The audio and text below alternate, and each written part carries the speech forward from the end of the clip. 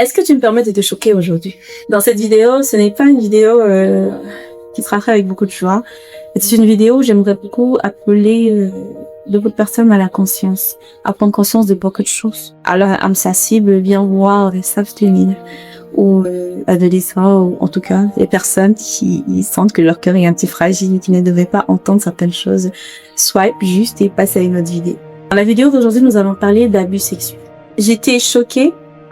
Dernièrement, je suis tombée sur une page dont j'ai complètement oublié le nom, qui racontait l'histoire de beaucoup de femmes et beaucoup d'hommes aussi qui ont été abusés à un âge très tôt. L'histoire, je vais aller de l'histoire qui m'a le plus choquée jusqu'à, on va dire, l'histoire qui m'a moins choquée. L'histoire qui m'a le plus choquée, c'était l'histoire d'une femme qui nous racontait au travers de plusieurs temps de pause contre là, comment elle avait été abusée pour la première fois de sa vie par son grand-père. Et au moment où elle croyait qu'elle était enfin délivrée de l'emprise de son grand-père, parce que son papa est venu la chercher de la maison où il est avec son grand-père, pour pouvoir le ramener chez lui, où il était avec sa maman, bien sûr, donc elle était avec son père et sa mère. Le cauchemar ne s'est pas arrêté, parce qu'elle a quitté des abus de son grand-père pour les abus de son père. Et elle en a souffert toute sa vie, de ces abus. La deuxième histoire, c'est toujours l'histoire d'une jeune fille, qui a à peine 20 ans ou autre, qui se faisait abuser par son papa lorsque sa maman n'était pas là. Lorsque sa maman allait travailler ou allait chercher le pain ou autre, son papa lui dansait les mots, genre quand je te regarde comme ça, je vois que ça pousse, je vois que ça grandit. Et il attendait. C'était comme si il attendait le bon moment pour pouvoir abuser d'elle. Il ne sait pas tout le temps de la regarder, de contrôler. Et lorsque pour lui, on va dire ça, le bon moment est arrivé, il a commencé à abuser de sa fille. Il abusait de sa fille n'importe où, à la maison, parfois même dans des lieux publics. Et il lui faisait comprendre que c'était elle le problème.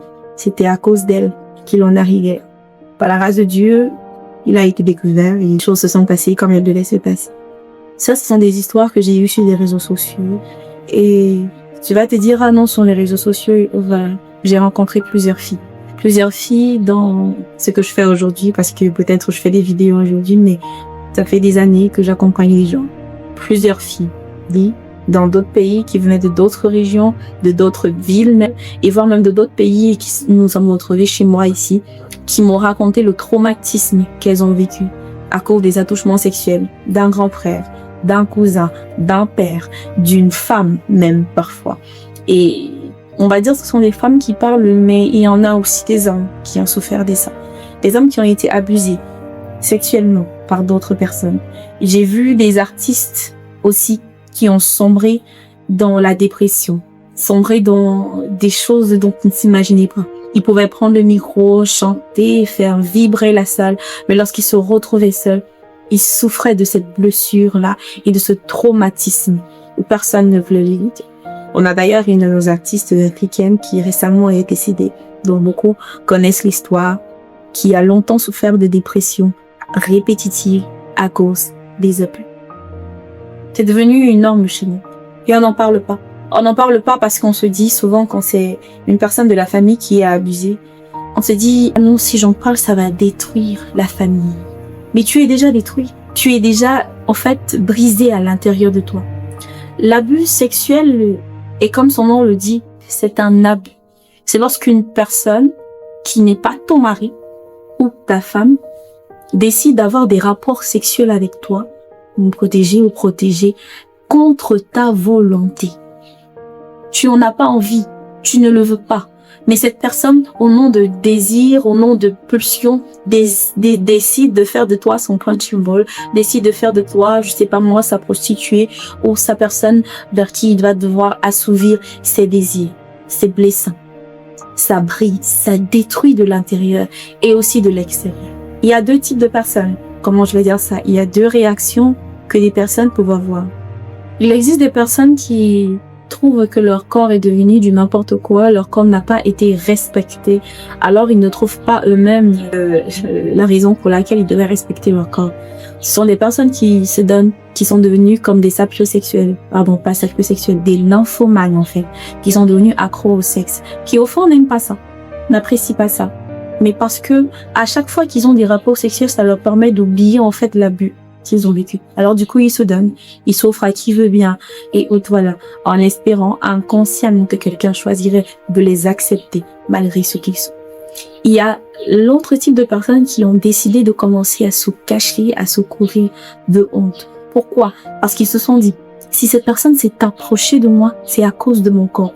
Alors je ne veux plus qu'on s'approche de moi, alors je décide de cacher mon corps, je décide de me couvrir de honte, je décide de me prendre l'affiche parce que j'ai honte de la personne que je suis. L'abus sexuel n'est pas quelque chose à négliger. Ça détruit nos enfants, ça détruit nos jeunes filles, ça détruit même nos jeunes hommes. Ça en fait des personnes vraiment blessées, des personnes différentes. Ça détruit leur identité d'eux-mêmes. Mais ce que j'aimerais te dire aujourd'hui, c'est que si toi tu as subi ça, c'est possible d'en guérir. C'est possible de sortir de ces traumatismes.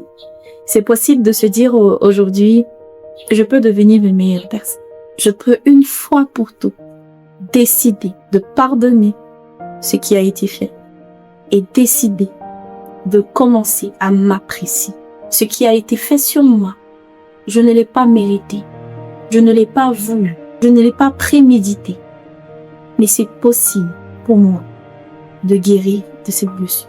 Je ne suis pas en train de te dire que ça va se faire du jour au lendemain.